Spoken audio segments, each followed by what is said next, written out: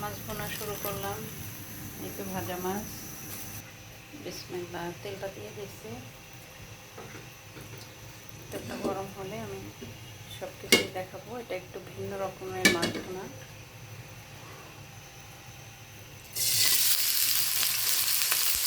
এখানে আমি দিয়েছি পেঁয়াজ পাতা, পেঁয়াজ কুচি, আলু কুচি সব একসাথে করে দিয়ে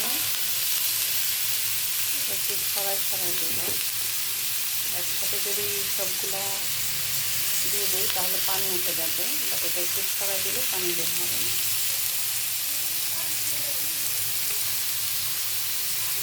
আমি আস্তে আস্তে পুরোটা রেসিপি আপনাদের সাথে শেয়ার করবো ইনশাআল্লাহ।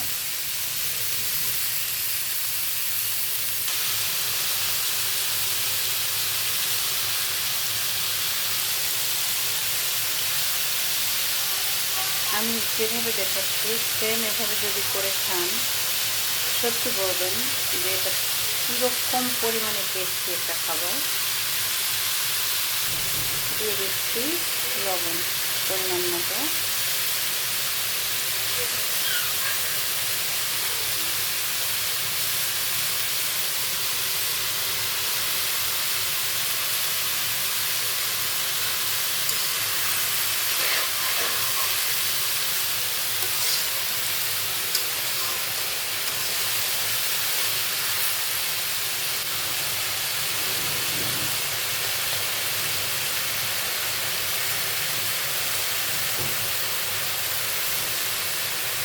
রমজান আসতে পরে থেকে গ্যাসের সমস্যা অনেকটা কমে গেছে আলহামদুলিল্লাহ।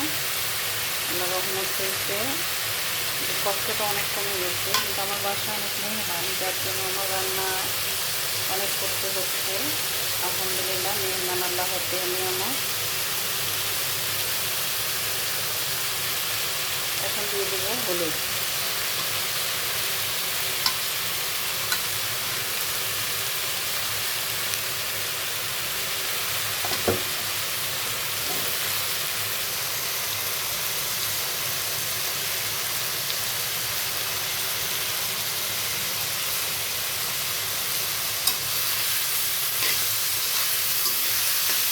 এখানে আর কোনো মশলা আমি ইউজ করবো না, শুধু হলুদ, লবণ। আর নামানোর একটু আগে দেবো শুধু ধনিয়া পাতা। আমি দেখাবো, আপনারা দেখেন, সবাই সাথে থাকেন। আর এখানে আমি কোনো পানিও অ্যাড করবো না,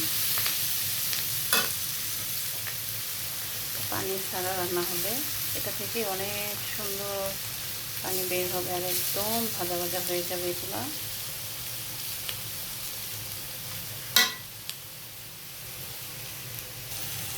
অনেকটা কিন্তু কমে গেছে। আমি একটু কড়াইটা কাট করে দিয়েছি যাতে সাইড দিয়ে ভালো করে ভাজা হয়।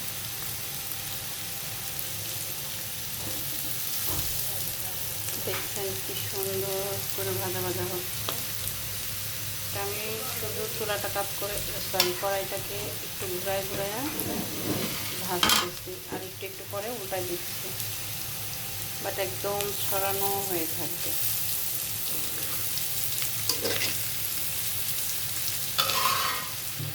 এখন আমি মাছগুলো দিয়ে দিব এর মধ্যে। দেখছেন কমে কিন্তু একদম অল্প হয়ে গেছে। এখন একটা একটা করে মাছ দিব। বিসমিল্লাহ।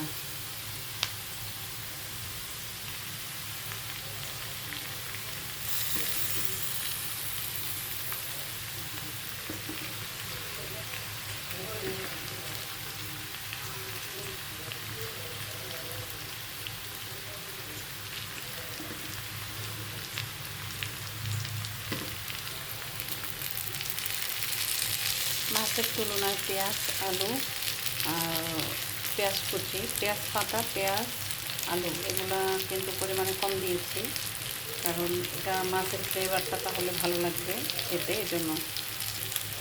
এখন আমি একটু একটু করে মিক্স করব।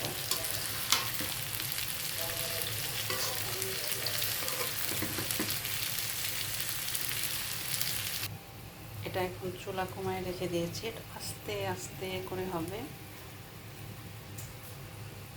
আর আবার আমি 2 মিনিট, ঠিক 2 মিনিট পরে আবার সব কটা মাছ উল্টায় দিব।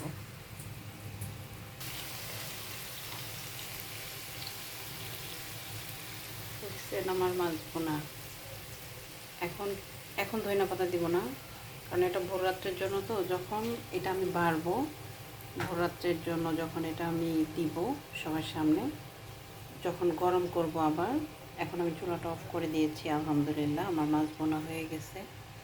এটা যখন আমি সবাইকে বেড়ে দিব, ঠিক তখনই আমি ধনিয়া পাতা কুচি করে এটার উপরে দিয়ে তারপরে দেন গরম করব। ট্রাই করে দেখবেন, না খেলে বুঝবেন না। এটা সবচেয়ে বেশি মজা আর আইড় মাছ দিয়ে। এভাবে যখন আইড় মাছ দিয়ে রান্না করব, মাছটা হালকা ভেজে, মানে আমি গতকালকেও করেছিলাম, যদিও দেখানো হয় নাই। আসলে আমি এতটা বিজি মেহমান নিয়ে, যার জন্য দেখানো হয় নাই।